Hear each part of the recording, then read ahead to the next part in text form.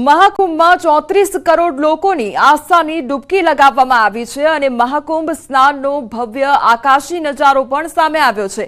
મહાકુંભમાં સંખ્યામાં ભક્તો અમૃત સ્નાન માટે મહાકુંભમાં પહોંચી રહ્યા છે। આવી સ્થિતિમાં ન્યાયી વહીવટીતંત્ર એલર્ટ મોડ પર છે। મુખ્યમંત્રી યોગી આદિત્યનાથે આજે પ્રયાગરાજમાં અમૃત સ્નાન ઉત્સવ બસંત પંચમીની તૈયારીઓની સમીક્ષા કરતી વખતે વ્યવસ્થાઓને ઝીરો એરર રાખવા સૂચના આપી છે। આ ઉપરાંત મુખ્ય સ્નાન ઉત્સવો પહેલા અને પછી કોઈપણ પ્રકારનો વીઆઈપી પ્રોટોકોલ લાગુ કરવામાં આવશે નહીં તેમજ ટ્રાફિક વ્યવસ્થાને વધુ કાર્યક્ષમ રાખવા સૂચનાઓ પણ આપવામાં આવી છે જેથી ભક્તોને કોઈપણ પ્રકારની મુશ્કેલીનો સામનો કરવો ન પડે। અત્યાર સુધીમાં 34.33 કરોડ લોકો મહાકુંભમાં આસ્થાપૂર્વક ડૂબકી મારી ચૂક્યા છે। વળી લોકો હજુ પણ સતત આવતા જતા નજરે પડી રહ્યા છે।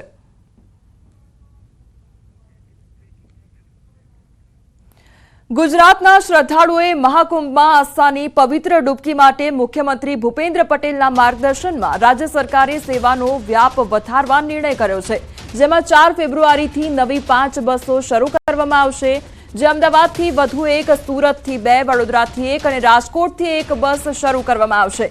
શરૂ થનાર નવીન તમામ 5 બસો માટે પ્રયાગરાજ મુકામે રહેવાની વ્યવસ્થા યાત્રિકો દ્વારા પોતાની રીતે કરવાની રહેશે। આ બસમાં પ્રતિ વ્યક્તિ અમદાવાદથી 7,800, સુરતથી 8,300, જ્યારે વડોદરાથી 8,200 તથા રાજકોટથી 8,800 નિયત કરવામાં આવ્યા છે। નવી બસનું ઓનલાઈન બુકિંગ આજથી સાંજે 5 કલાકથી એસટી નિગમની વેબસાઇટ પર કરી શકાશે।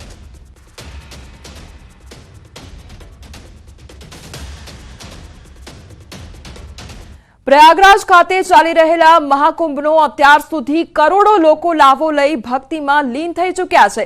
આવી જ એક અમદાવાદની દિજા શર્મા, જેણે કુંભના મેળાની મુલાકાત લેતા જ પોતે પણ સંન્યાસ તરફ વળવાનો નિર્ણય કર્યો છે। દિજા શર્મા એક એર હોસ્ટેસ છે।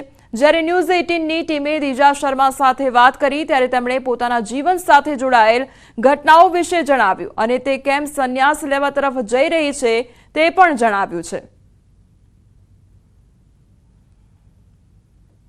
મહાકુંભ મેળો ચાલી રહ્યો છે અને મહાકુંભ મેળામાં પણ ઘણા લોકો વાયરલ થઈ રહ્યા છે। તેમાંની છે એક અમદાવાદમાં રહેતી એર હોસ્ટેસ દિજા શર્મા કે જેઓ સાધ્વી બનવા તરફ જઈ રહ્યા છે, સંસારથી સંન્યાસ તરફ જઈ રહ્યા છે।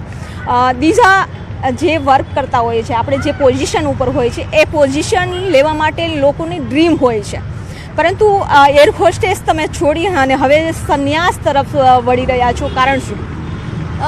જો મારા લાઈફમાં એક એવો સ્ટેજ આવ્યો છે જે આ એર હોસ્ટેસ છે, બધાનું જ પેશન હોય છે। જનરલી યંગ ગર્લનું તો બહુ ડ્રીમ હોય છે કે આ ડ્રીમ જોબ છે એર હોસ્ટેસ બનવું, but the thing is that આ એર હોસ્ટેસ બનીને no doubt I was enjoying my job, but જો આ હમણાં 6 મહિના પહેલાં જ મારા મમ્મા ઓફ થયા છે 24 ઓગસ્ટ 24માં। તો એ પછી મેં આખું લાઈફની રિયાલિટી જોઈ છે। મેં લાઈફમાં બધું એક્સપિરિયન્સ કરી લીધું છે કે લાઈફમાં તમારા સાથે જ્યારે તમારો દિલનો વ્યક્તિ જતો રહેશે ને તમારાથી દૂર, તો તમને લાઈફમાં રિયાલિટી જે ભગવાન બતાવશે ને એ ભગવાન બધાને બતાવી દે છે। કોઈ મારા સાથે ઊભું નહોતું એ ટાઈમે, not even my XYZ relatives, friends, best friends.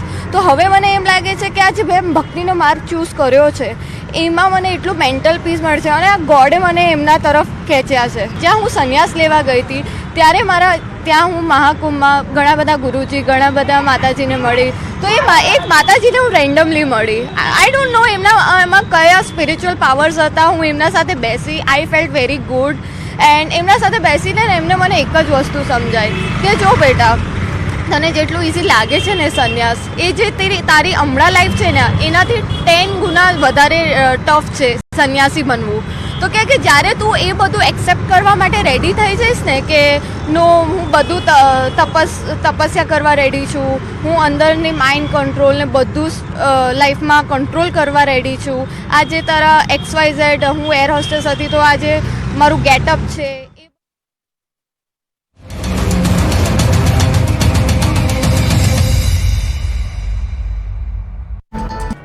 કેન્દ્ર સરકારે બજેટ થકી નોકરિયાત વર્ગ અને મધ્યમ વર્ગ પર લક્ષ્મીની વર્ષા કરી. નોકરિયાત વર્ગ માટે ટેક્સને લઈને મોટી રાહત આપવામાં આવી છે. મોદી સરકારના ત્રીજા કાર્યકાળના પ્રથમ પૂર્ણ બજેટમાં ટેક્સ સ્લેબમાં મોટા ફેરફાર કરી સરકારે ટેક્સ પેયર્સને મોટી રાહત આપી છે. હવે નવી કર વ્યવસ્થા હેઠળ 12 લાખ સુધીની આવક પર કોઈ ટેક્સ ચૂકવવો નહીં પડે. એટલે કે મહિને 1 લાખ રૂપિયા તમે કમાતા હો તો ટેક્સ ભરવો નહીં પડે.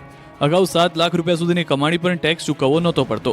સ્ટાન્ડર્ડ ડિડક્શન માત્ર 75,000 રૂપિયા રાખવામાં આવ્યું છે. એટલે કે તમારી આવક 12,75,000 રૂપિયા હોય તો પણ તમારે ₹0 ટેક્સ ચૂકવવો પડશે. કારણ કે 12 લાખ રૂપિયાથી ઉપર તમને સ્ટાન્ડર્ડ ડિડક્શન 75,000 રૂપિયાનો લાભ મળશે.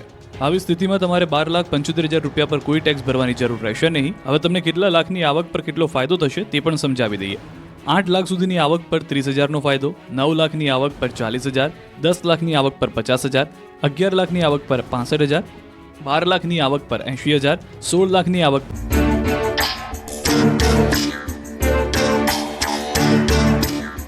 तिरुपति एडिबल ऑयल्स, हेल्दी वाली हैप्पीनेस।